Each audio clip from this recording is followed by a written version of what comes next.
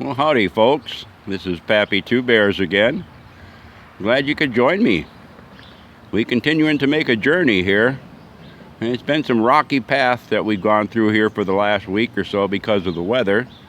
But I'd like to invite you along for something that's been exciting in my life. And some of you have been following along and probably have been waiting for this.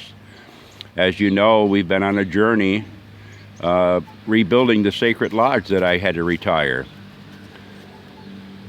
Hello, Koo. So today is another step, and that step is the introduction, if you will, of an almost completed project. It's been a learning experience for me. It's been certainly lessons in patience, lessons in perseverance and determination. But we hope that the end results will be satisfactory.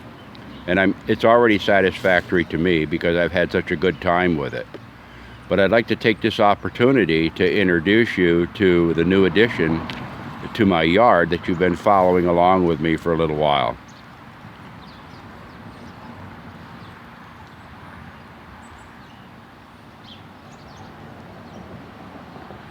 Yep.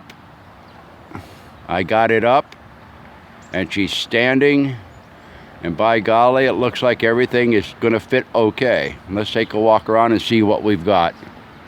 If you'll notice, the color patterns changed just slightly.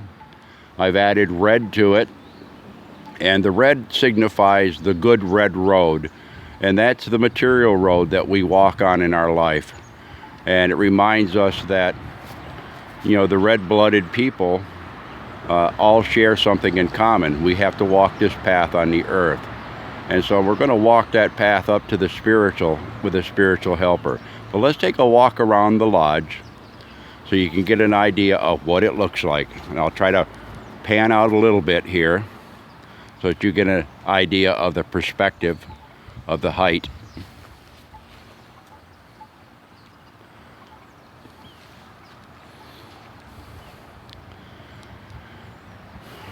The painting project went quite smooth this week when the weather cooperated. I had some nice dry, cool weather, but I was able to get it done in quite a speedy manner, which was quite pleasing to me.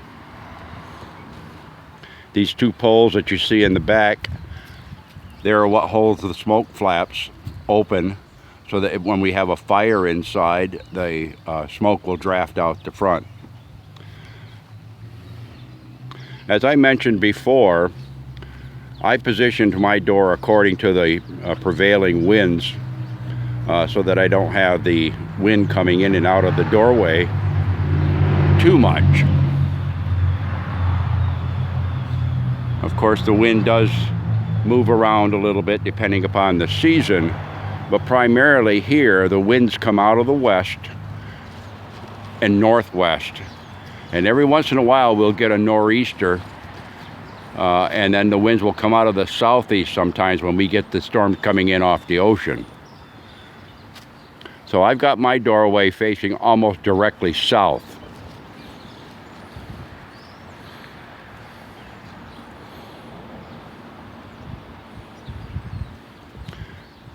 I've already got an idea of some additional items that I'll be putting on this teepee as far as decorations, and we'll discuss those at the appropriate time and what they mean to me.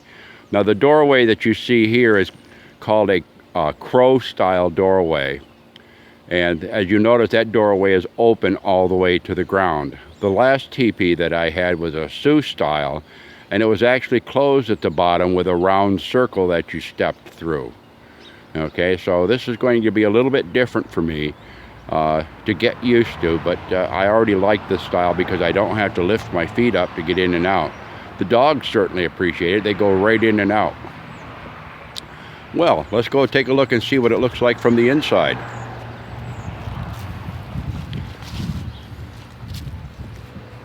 The doorway is low, so we're going to bend down, so watch your heads.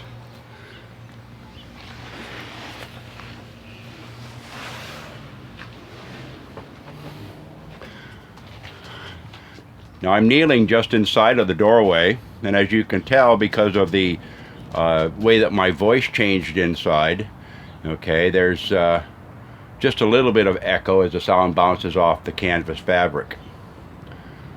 But if you get an idea of the size, is going to be more than adequate for my needs. And this is smaller than the teepee that I had before. I'm going to go over and I'm going to sit down on one of my stools. And I'm sitting directly in front of my fireplace. Now directly over this fireplace is where the smoke is going to go.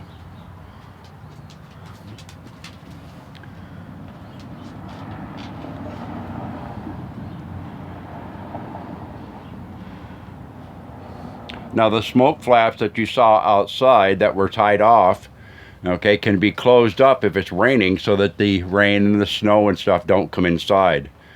If you'll notice, all the way around the teepee, as I panned around before, there's a gap underneath the canvas and the ground, and that is done purposely so that the canvas doesn't come in contact with the ground and allows for good drainage of any waters that run down. All of the seams that you see that are sewn into the canvas fabric are in such a way that the seams overlap and it will drip rather than running to the inside of the seam. If you'll notice the painted decorations from the inside, you'll get an idea of what this might look like at night with a fire glowing in here that goes through those spots up there. Those many spirit spots that I've painted, as well as the unpainted fabric of the teepee itself. Now I have some things that needs to be done on the inside yet. And what I plan on doing, of course, is there is another piece of canvas that is made to fit over that doorway to block it off.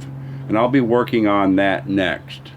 And that'll be one of the steps that I'll show you in a subsequent video that we do. Additionally, around the inside of the teepee, where you see the poles that are up against the canvas, there's going to be another layer of canvas that's going to be put on the inside. And that's going to be 4 foot tall, and it'll wrap right around the inside. And that is called the teepee liner. Now, I could have bought the teepee liner for this particular teepee, this size, but because it would cost over $300 for just that, it seemed like, although nice, an unnecessary cost. So what I've done, using my ingenuity and my frugalness, is I went to a local hardware store and picked up canvas drop cloths. And these canvas drop cloths are 4 foot wide and they're 15 foot long. So I've got 30 feet of canvas that can go around the inside. Now, in addition to that, the canvas itself is rubber backed on one side, so it's actually waterproof. I'll be hanging that from the teepee poles inside, and that will go down and that will actually come in contact with the ground, folded in towards the inside of the teepee. And what that does is that allows the air to come underneath the gap of the cover outside and go up between the cover and the liner, and that creates a natural draft upward, so it pulls the smoke right out of the smoke hole, so the inside of the teepee doesn't get all full of smoke. So I'm looking forward to doing that, and the nice thing about that is because the teepee has been erected, that work can be done inside of the teepee. What I'll also be doing, and I call this cheating, is I'm going to run an extension cord underneath the teepee cover so that I can have electricity in here in case I want to put a light inside. Okay, but other than that, there's not much. There's quite a bit of space inside here. I'll be bringing in a supply of wood for the fire to stack here someplace close by. And then we'll be having fires from time to time as we talk about various different issues on our earth walks and what we can do to make our earth walk meaningful. This particular project has been extremely meaningful to me. simply because this being my sacred space. When I go into sacred space, I like to make sure that I'm able to concentrate on the spiritual work that I'm doing without having to worry about some of the other elements. And this is just a reminder that, you don't have to go to an organized church to be able to be spiritual. Spiritual is where your heart is. And, I can go and become spiritual out in the woods, or I can do it here. I've done it here many years, and this is a comfortable place for me. Many of you have asked me, when was the next one coming out?